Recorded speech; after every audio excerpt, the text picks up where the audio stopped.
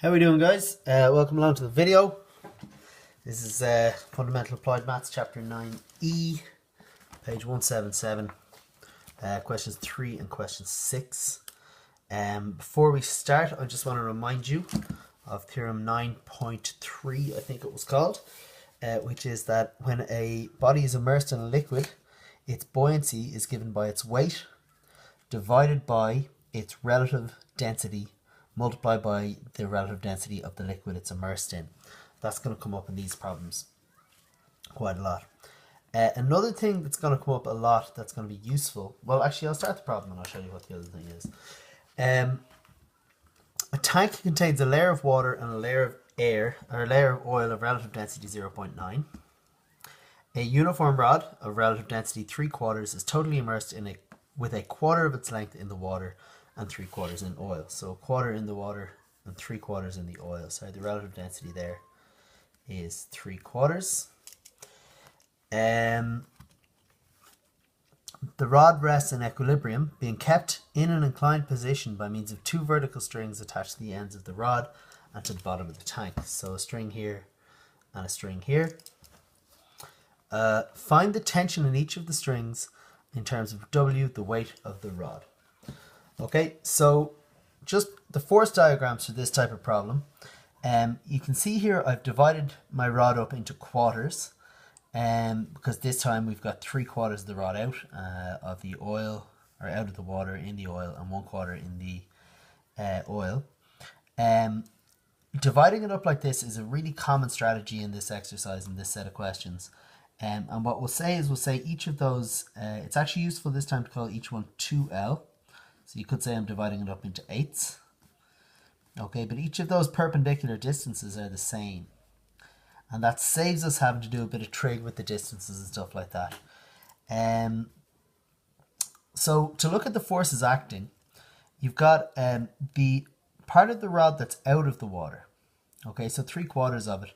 That is the center of gravity of that part of the rod you can work with. And you can say that the weight is acting through the center of gravity, but that's only 3/4 of the weight. Okay, so there's 3/4 of the weight acting on here, and there's also the buoyancy due to the oil acting here.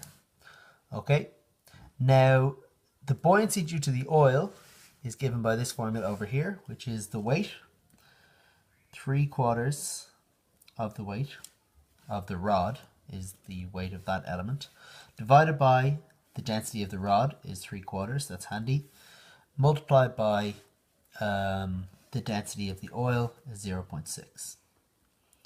Okay, so I'll just do that again over here, so it's bigger. 3/4 of the weight, so that's the weight of the rod, divided by the relative density is 3/4, multiplied by the density of the oil, which is not 0.6, 0.9. That gives a buoyant force there of 0.9 W acting upwards on that element of the rod. Similarly, for the part that's below water, you just take it in isolation and you say that, well, there's the center of gravity of the element that's below water. So the weight of that part, which is 1/4 of the total weight, acts through that center of gravity.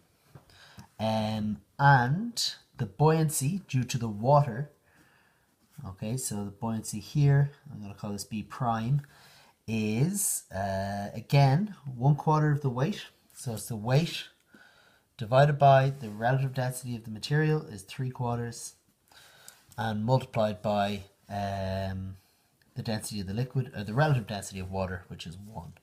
Just do that again. B prime is 3/4, is 1/4 W over 3/4 times 1. Okay, and that is going to come out as W over 3 is our buoyant force. Okay, so what we've ended up with is, I'll do another force diagram. Maybe I'll just do it here actually.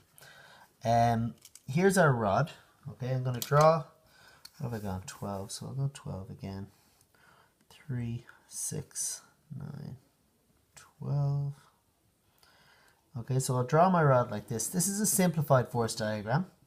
just taking as much of the stuff out of as I can. At this distance, L, okay, there's our distance L. You've got your weight, 1/4 W, and you've got your buoyancy, B prime, which is W over 3. And then further along, a distance, well, let's see, 2L plus 1 more L is 3L along. Where did I put that? 3, 6. The lines on the page can be kind of useful to work with here. You've got 3/4 of the weight acting downwards and a buoyant force upwards of 0.9 W.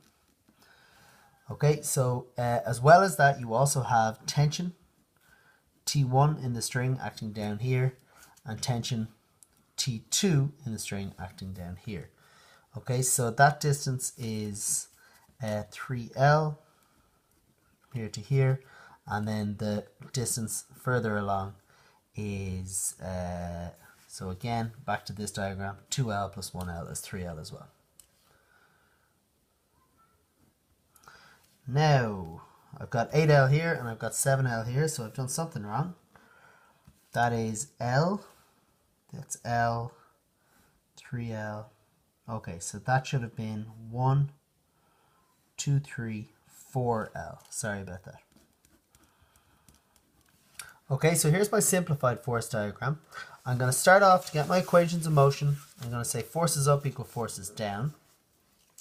And that is going to give me W over 3 plus 0.9 W equals T1 plus 1/4 W plus 3/4 W plus T2. Okay, so that's going to give me my first equation of motion. I can tidy that up a little bit. Let's see, that's 10W over 30 plus 27W over 30 equals T1 plus T2 plus, oh, that doesn't even go to 30. Oh, that's 1 full W. Lovely. Okay, and it's always, actually, that's just the weight acting downwards. So what's that? That's going to be 37W over 30 equals T1 plus T2 plus W. Bring that W across, that's 30 W over 30. Okay, so you're going to get yourself 7W over 30 is T1 plus T2.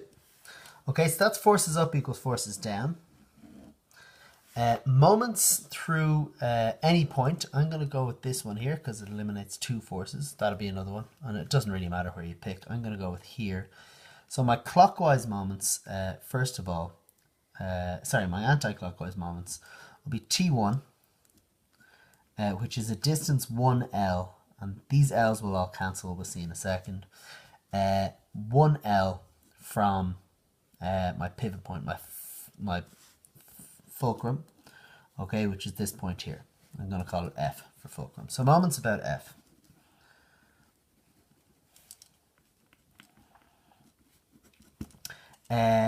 That's anti-clockwise. We're ignoring these. Over here, 0.9 W is anti-clockwise, so that's plus 0.9 W times my distance there is 4L, my perpendicular distance. And the other 2 forces are clockwise, so that equals 3 over 4W. Again, perpendicular distance from my fulcrum is 4L, plus T2 multiplied by 7L from my fulcrum. Okay, so L's cancel the whole way through. And what do I get? Well, I get T1 plus 0.9 W. Oh, excuse me, 0.9 times 4 is 3.6 W equals 3W, okay, 3/4 W times 4 plus 7 T2.